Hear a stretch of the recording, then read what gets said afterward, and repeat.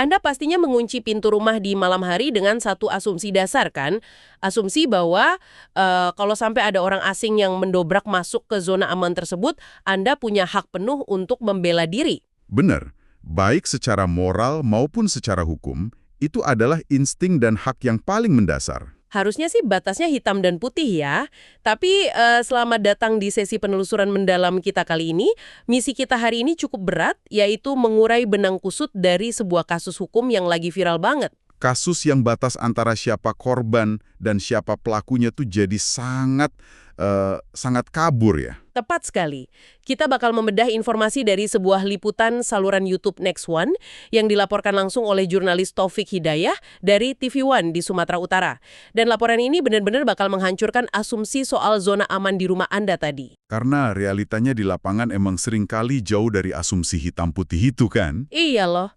Maksud saya, bayangkan aja, kita melihat kasus nyata di mana seorang siswi SMA berusia 15 tahun, berinisial LB, sampai membuat video yang isinya memohon keadilan langsung kepada Presiden Prabowo Subianto. Oh wow, sampai harus ke presiden langsung ya? Serius ini sampai ke presiden. Dan alasannya apa coba? Ayahnya ditahan, dan anak 15 tahun ini malah ditetapkan sebagai tersangka atas dugaan kasus pengeroyokan. Padahal mereka berdua ini merasa sebagai korban yang murni diserang di rumah mereka sendiri. Nah, inilah realitas dari apa yang pihak kepolisian sering sebut sebagai kasus saling lapor. Bukannya melindungi ruang aman tersebut, sistem prosedural kita justru seringkali menciptakan semacam labirin. Labirin gimana tuh maksudnya? Iya, labirin di mana naluri dasar manusia untuk bertahan hidup itu malah berbenturan secara fatal dengan pasal-pasal pidana yang sifatnya sangat kaku. Oke, mari kita bedah ini. Saya berusaha keras memahami logika di balik ini semua. Maksud saya, bagaimana bisa seseorang yang diserang di rumahnya sendiri justru berakhir dengan status tersangka dan ayahnya malah dijebloskan ke penjara? Sebelum kita melihat ini dari sudut pandang hukum atau kacamata kepolisian ya, kita harus paham dulu kronologi yang memicu video viral ini. Benar. Kita harus lihat urutan waktu kejadiannya pada bulan Oktober 2025 kemarin. Berdasarkan liputan yang kita bedah, insiden awalnya ini terjadi pada tanggal 4 Oktober 2025. Lokasinya di Dusun Gunung Berlawan, Desa Turangi, Kecamatan Salapian. Oke, jadi di tanggal 4 Oktober itu, apa yang sebenarnya memicu keributan ini? LB ini menceritakan bahwa di hari itu, seorang pria yang bernama Indra Putra Bangun datang ke rumah mereka. Dan ini bukan sekedar kunjungan bertamu biasa, tapi diduga kuat terjadi pemukulan oleh pria tersebut. Di dalam rumah mereka sendiri ya? Iya, tepat di rumah mereka. Terus, pihak keluarga LB, dalam hal ini dilaporkan atas nama ayahnya yaitu Japet Iman Sabangun, melakukan hal yang paling wajar dong.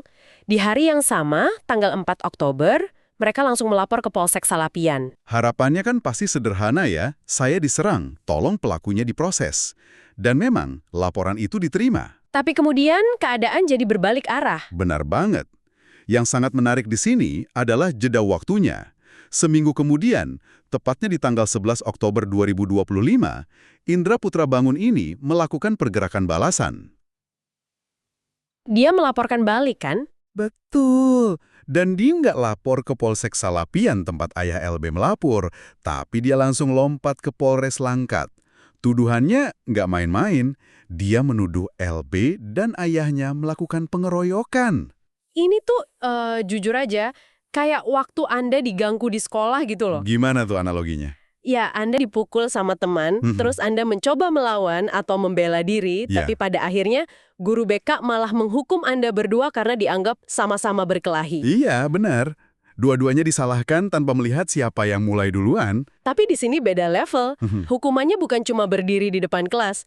Ini ancaman penjara sungguhan. Iya. Dan yang bikin saya mikir, jeda waktu antara tanggal 4 ke tanggal 11 Oktober itu loh. 7 hari penuh? Iya. Iya. Kalau saya yang jadi korban pengeroyokan, insting pertama pasti langsung lari ke polisi detik itu juga dengan luka yang masih seger kan? Tapi ini nunggu seminggu. Itu poin yang krusial. Ketika masyarakat awam merasa tersudut atau mungkin ingin mencari alat tawar, laporan balasan ini sering banget dipakai sebagai senjata. Untuk menyandra korban awalnya ya. Tepat. Dan ketika sistem di tingkat lokal seperti Polsek atau Polres dirasa udah nggak masuk akal atau nggak adil lagi, kita melihat fenomena baru nih. LB sebagai anak 15 tahun memilih untuk membypass semua birokrasi itu. Dia langsung pakai media sosial. Iya, dia pakai media sosial untuk langsung mengadu ke pimpinan tertinggi di negara ini, yaitu Presiden Prabowo. Ini adalah bentuk rasa frustrasi ketika hukum di bawah kerasa buntu. Video viral itu emang berhasil menarik perhatian dan melukiskan satu sisi cerita yang sangat menyayat hati ya. Tapi kita harus objektif juga. Pernyataan resmi dari kepolisian akhirnya keluar. Dan ini ngebuka realitas tentang gimana sih mesin hukum itu sebenarnya bekerja. Dan penjelasan ini juga yang akhirnya ngasih tahu kita kenapa ayah LB pada akhirnya ditahan. Dari liputan TV One, kita dengar tanggapan langsung dari Kasat Reskrim Polres Langkat, AKP Kulam Yanuar Lutfi. Beliau dengan sangat prosedural bilang kalau semuanya udah sesuai standar operasi. Beliau menyebut ini murni sebagai kasus saling lapor ya. Iya, murni saling lapor. Dan ada satu fakta krusial yang disampaikan oleh pihak kepolisian yang menurut saya justru bikin ini makin rumit. Bahwa proses hukum terhadap Indra Putrabangun itu sebenarnya udah berjalan. Bukan cuma berjalan. Polisi bilang kasus Indra itu udah ingkrah, udah berkekuatan hukum tetap. Iya benar. Dan sekarang berarti giliran berkas dari kubu sebelahnya yang diproses, yaitu berkas ayah LB. Berkasnya dilimpahkan ke Kejaksaan Negeri Stabat. Dan ayahnya resmi ditahan di Rutan Tanjung Pura.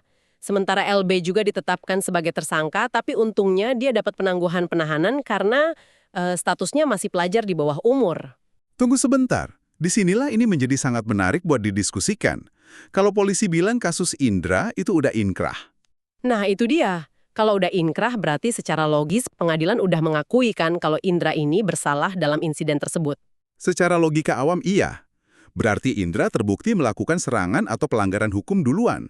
Bukankah itu otomatis membuktikan kalau LB dan ayahnya di sini adalah murni sebagai korban? Maksud saya, jadi apa makna dari semua ini? Kenapa korban yang rumahnya di Satroni malah tetap dihukum?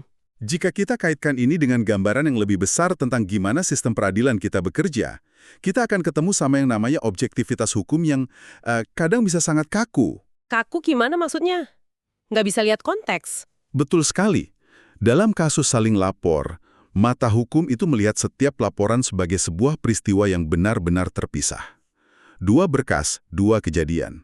Padahal itu kan terjadi di jam yang sama, di ruang tamu yang sama.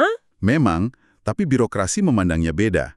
Menjadi korban di satu laporan awal, itu sama sekali nggak ngasih Anda semacam kekebalan hukum loh. Jadi kalau saya diserang, terus saya balas memukul, polisi bakal lihat pukulan saya itu sebagai kasus baru. Tepat. Pihak lawan cukup membuktikan bahwa Anda, misalnya melakukan pengeroyokan balasan yang berlebihan. Hukum kita mengenal batas pembelaan diri.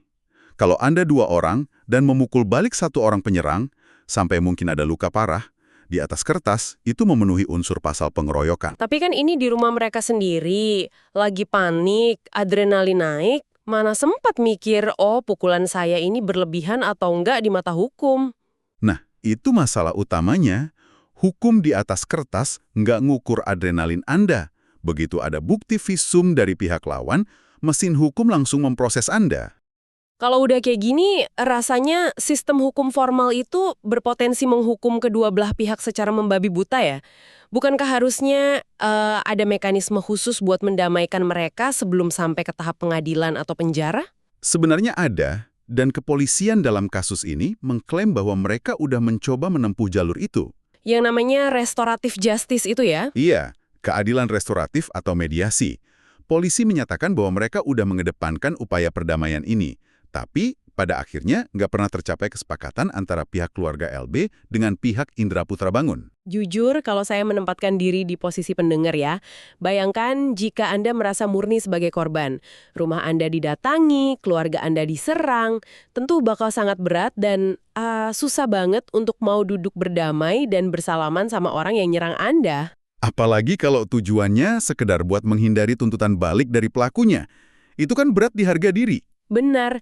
Coba jelaskan dilema ini kenapa sih mediasi kayak gini bisa gagal total? Ini memunculkan pertanyaan penting soal penerapan restoratif justice di lapangan. Mediasi itu sering banget gagal dalam kasus yang melibatkan emosi tingkat tinggi atau trauma. Karena korbannya merasa diperas secara psikologis. Betul, ketika salah satu pihak, apakah yang murni diserang duluan, merasa sangat dirugikan, mereka sering menolak mediasi. Mereka punya harapan idealis bahwa kalau saya maju ke pengadilan, hakim pasti bakal ngasih keadilan penuh dan ngelihat siapa korban sebenarnya. Mereka bertaruh pada kebijaksanaan hakim ya? Iya, tapi tragedinya adalah ketika restoratif justice ini menemui jalan buntu, sistem otomatis beralih ke mode default. Dan mode defaultnya adalah hukum formal yang sangat kaku tadi mengambil alih kembali secara penuh. Dan hasil dari kekakuan itu benar-benar ekstrim. Seorang ayah berakhir di sel tahanan dan anak perempuannya yang baru 15 tahun jadi tersangka. Sangat tragis. Niat hati ingin cari keadilan murni, tapi malah tergiling oleh birokrasi saling lapor. Oke, dari semua yang udah kita bahas dari Liputan TV1 ini, kita sebenarnya lagi melihat potret yang sangat nyata dari sebuah insiden hukum di Sumatera Utara. Sebuah potret di mana pelaku utamanya memang sudah diproses hukum. Tapi di saat yang sama, seorang ayah yang cuma berusaha melindungi keluarganya kini mendekam di rutan Tanjung Pura.